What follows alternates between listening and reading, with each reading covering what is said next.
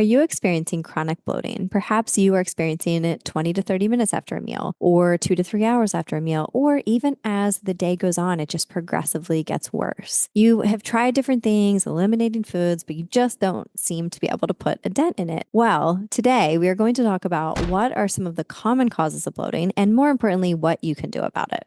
Hi, my name is Dr. Ariane Missimer. I'm a functional medicine practitioner, doctor of physical therapy, and registered dietitian. Super intrigued by bloating because I experienced it quite significantly for a long time. And I've worked with so many patients that have chronic bloating, and I have to say for various reasons. And I think it's important to be able to understand what are your root causes of your bloating and how you can begin to heal your body and hopefully feel your best.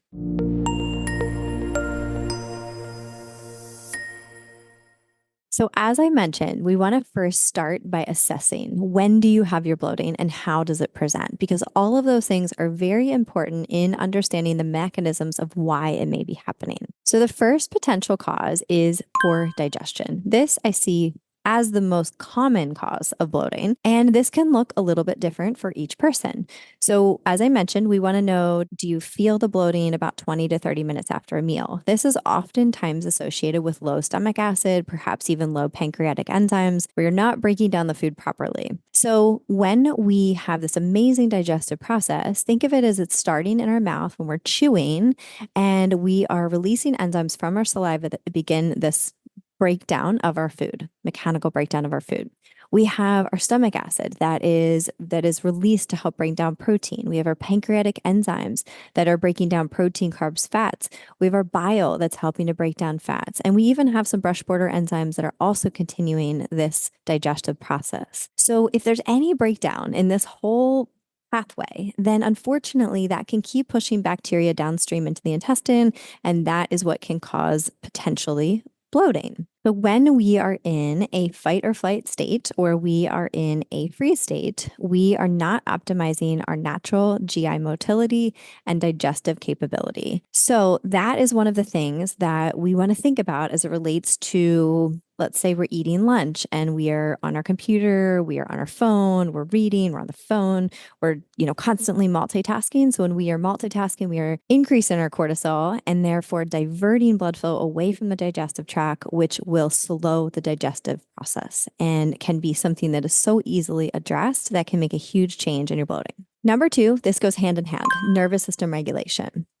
As I mentioned, if we are in this fight or flight or freeze state, that is going to, in the moment, affect our digestion, but it is also going to affect us overall if every time we are eating, or maybe we have a fear of food or apprehension of food, that we're in this fight or flight state, it is going to continually persist with bloating and can also cause dysbiosis in the gut, so that imbalance of bacteria. So when we know that stress can change the bacterial colonization of the gut and therefore attribute to gut dysregulation. Number three is SIBO, small intestinal bacterial overgrowth. When we think about the microbiome, we want to have the majority of our bacterial diversity located within the large intestine. In the small intestine, we have much, much less. So about 3 million colony forming units. When we're thinking of the small intestine, so because we're not supposed to have a lot of bacteria there, that is our site of absorption specifically of nutrients.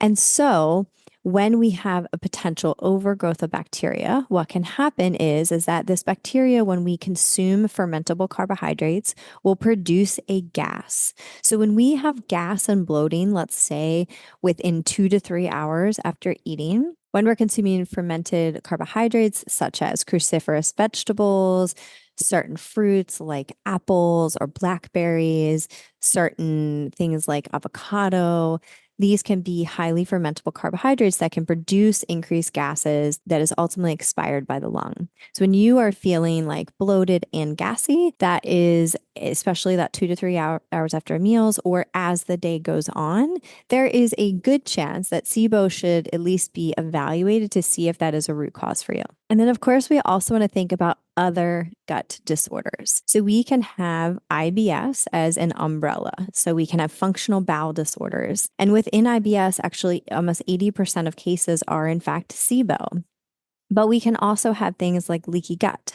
So when there is, let's say, a prolonged gut issue, poor digestion, stress, nutrient deficiencies, inflammation, all of these can cause leaky gut, which is called intestinal permeability, where we have these tight junctions in our intestine. And when they are not tight, they're held by a protein called zonulin. When they are not tight because of all of these stressors, then we can have things leaking into the bloodstream. So we can have undigested food potentially, or pathogens or different toxins, and the immune system reacts to that.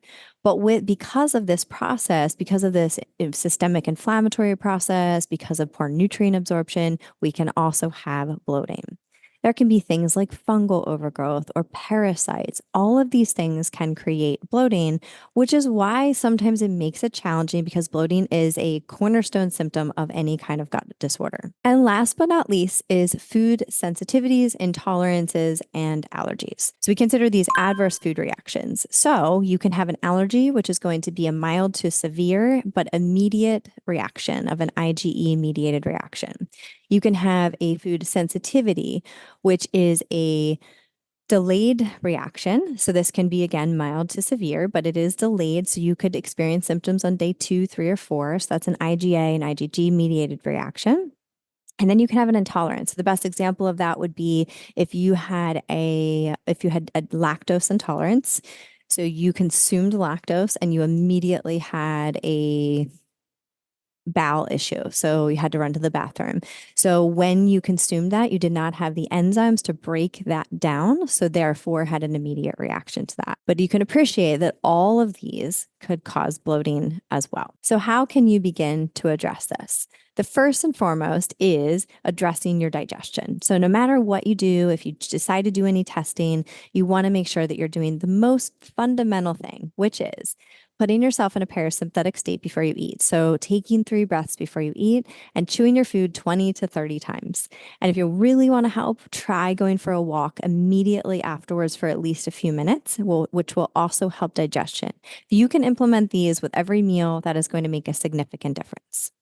If you have the capability to do testing, I would strongly suggest doing a comprehensive stool test like the GI map. You can also do individual tests where you can look at things like your pancreatic elastase. You can look at, if you have leaky gut, looking at a biomarker called zonulin. So you can look at specific things, but looking at a stool test really can give you a lot of information about intestinal health, as well as if there's dysbiosis, if there's a parasite. If you're suspicious of SIBO, SIBO is a specific test that you would do, but you still need to understand why you might have SIBO in the first place. As it relates to nervous system regulation, there are so many things, and you can, of course, please check out my channel. There's lots and lots of vagus nerve exercises, somatic practices, things that are really easy to integrate into your life that could begin to bring you from that fight or flight or freeze state to a state of safety and connection within your body. And also identifying what are those triggers for you to be able to allow you to digest your food properly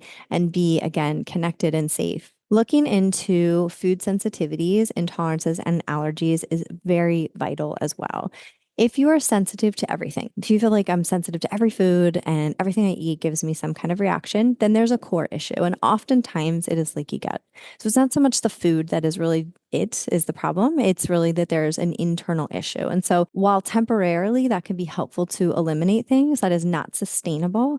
And it can contribute to really dysfunctional eating behaviors. So it's really important to recognize that, yes, there may be a time period where you have to do that, but then moving into really understanding what are your root causes and how can you begin to heal whatever they are. With that said, you can do modified elimination diets or full elimination diets if that's appropriate for you and there's no history of an eating disorder or disordered eating. And you can begin to uncover some of these things. So there's a really easy way to assess some of these food sensitivities that you may be having. So in essence, there are lots of different reasons why you may have bloating. And there are also lots of ways to be able to identify this information, even by just assessing the timing of when things happen. So just know that there are a lot of solutions. There are specific tests that you can do to really understand it for sure, have objective measures, and be able to begin to heal your body, transform your life, and thrive. If you want to do that with us, please feel free to reach out. We would love the opportunity to help schedule a discovery session. If you want to join in on our community, on our Movement Paradigm app, we would love to have you there. We have lots of nervous system information, monthly challenges, live Q&As.